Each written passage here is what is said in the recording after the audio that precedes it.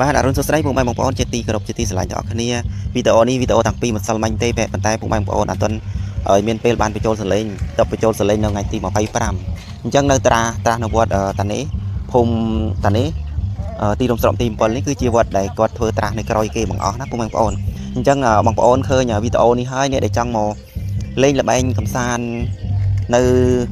វត្តតានេះអញ្ចឹងសូមពុកម៉ែបងប្អូនមកលេងទាំងអស់គ្នាព្រោះជាវត្តដែលគាត់ទៅត្រាស់ចង់ក្រោយគេហៅថាវត្តកូនប៉ៅណាពុកម៉ែបងប្អូនចំណោមវត្តទាំងអស់គឺវត្តផ្សេងៗគេបានត្រាស់រួចមកហើយប៉ុន្តែសម្រាប់នៅវត្តតានេះគឺគេធ្វើត្រាស់ហ្នឹងក្រោយគេនៅថ្ងៃទី24 25 26អញ្ចឹងយើងបញ្ចប់នៅថ្ងៃទី26បាទនៅក្នុងវត្តនេះផងដែរគឺមានល្បែងជាច្រើនមានដូចជាបោះអង្គុញទាញព្រាត់ល្បែងប្រាច់គូស្នេហ៍ល្បែងលោតអង្រេហើយក្រៅពីហ្នឹងគឺមាននេះអបឋមធ្វើជានំបញ្ចុកឬមួយក៏នំបង្កប់ស្ករបោលហុងដើម្បីលក់ចែកជូនដល់ពុកម៉ែបងប្អូនតម្លៃសមរម្យសម្រាប់នំបញ្ចុកវិញគឺមួយចានថា 2000 រៀលទេដើម្បីឲ្យពុកម៉ែបងប្អូនគាត់មកលេងកំសាន្តនៅទីនេះគាត់អស់កម្លាំងគាត់ហត់ដោយសារគាត់លេងគាត់រាំមានដូចជាធុងបាសណាពុកម៉ែបងប្អូនធុងបាសស្គរពុកសម្រាប់ធុងបាសផងគឺមាន2កន្លែងបាទសម្រាប់ស្គរពុកគឺមាន1កន្លែងអញ្ចឹងសម្រាប់ពុកម៉ែបងប្អូនចង់លេងល្បែងអីក៏បានដែរមកសប្បាយទាំងអស់គ្នាមួយឆ្នាំមានម្ដងណាពុកម៉ែបងប្អូននៅទីរួមស្រុកទី7គេហៅថាវត្តតានេះនៅចិត្តសាលារៀនបឋមសិក្សាវត្តតានេះនៅភូមិតានេះណាពុកម៉ែបងប្អូនអញ្ចឹងមិនពិបាករត់ទេបាទគឺជាវត្តដែលត្រាស់ចុងក្រោយគេអញ្ចឹងមានដូចជាល្បែងកំសាន្តជាច្រើនហើយនឹងមានដូចជាចំណីអាហារដែលលក់ចែកជូនឲ្យពុកម៉ែបងប្អូនមកទស្សនានឹងបានហូបចុករួមមិត្តភ័ក្តិរបស់យើងដែលយូរជួបគ្នាម្ដងបាទអញ្ចឹងមានដូចជាទីធ្លាវត្តនេះគឺមានដូចជាទីធ្លាដ៏ធំទូលាយសម្រាប់ពុកម៉ែបងប្អូនមកលេងជាពិសេសគឺមានដើមឈើធំមានបន្លប់ឲ្យពុកម៉ែបងប្អូនជ្រកនៅពេលដែលមានថ្ងៃក្តៅនៅពេលដែលហត់នឿយពីការលេងល្បែងឬក៏រំរែកជាដើមពុកម៉ែបងប្អូនបាទសម្រាប់នេះអបបឋមធ្វើដូចជានំបញ្ចុកគឺលោកស្រីហិតដែលគាត់ជាអ្នកលក់មាសនៅអាជីវករលក់មាសនៅផ្សារគុកមនរបស់យើងនេះគាត់បានមូលមតិគ្នាជាមួយចុងផៅដើម្បីបង្កើតនំខ្មែររបស់យើងដូចជានំបញ្ចុកលក់ជូនពុកម៉ែបងប្អូនដែលអ្នកមកលេងនៅទីនេះហត់នំបញ្ចុកមួយចានតែ 2000 រៀលទេហើយនឹងមាននំប្រកបស្ករមានបុកល្ហុងបាទហើយនឹងមានបាយទឹកសម្រាប់ទទួលបងប្អូនដែលមកលេងទស្សនានៅទីនេះណាពុកម៉ែបងប្អូនអញ្ចឹងសូមកំសាន្តសប្បាយនៅវត្តតានេះទាំងអស់គ្នាគឺជាវត្តកូនប៉ៅដែលទៅតែនឹងត្រាស់អញ្ចឹងជាម្ដងទៀតគឺចាប់ពីថ្ងៃទី24 25 26នេះបាទអញ្ចឹងពុកម៉ែបងប្អូនមកសប្បាយទាំងអស់គ្នាដើម្បីអបអរទទួលឆ្នាំថ្មីសិរីសួស្តីមានជ័យមង្គលប្រកបការងារអ្វីបានសម្រេចទាំងអស់គ្នាអញ្ចឹងមួយឆ្នាំមានម្ដងអញ្ចឹងពុកម៉ែបងប្អូនមកជួយមកចូលមកលេងនៅវត្តតានេះទាំងអស់គ្នាបានកកសប្បាយរីករាយទាំងអស់គ្នាបាទនឹងហើយក្រៅមួយឆ្នាំមានម្ដងចូលឆ្នាំប្រពៃណីខ្មែររបស់យើងនេះគឺមានតែពេលនេះទេដែលយើងឆ្លៀតពេលវេលាមកជួបជុំគ្នាពេលដែលយើងបញ្ចប់ត្រាស់ហើយក៏យើងមានការងាររៀងខ្លួនអ្នកខ្លះក៏ឡើងទៅថៃវិញទៅអ្នកខ្លះក៏ធ្វើស្រែចម្ការអ្នកខ្លះក៏គាត់មានមុខរបរនៅក្នុងផ្សារលក់ដូរអីណាពុកម៉ែបងប្អូន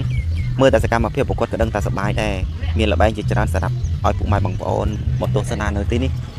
បាទជាពិសេសគឺមានកម្មវិធីគេបង្កើតឡើងជុំស្អាតគឺជាដើរបង្ហាញម៉ូដដើម្បីឲ្យចែកជូនគេមកលេងកម្សាន្តនៅទីនេះណាពុកម៉ែបងប្អូនគឺជាស្អាតមែនទែនព្រោះគាត់ជាសាលាវិទ្យាល័យ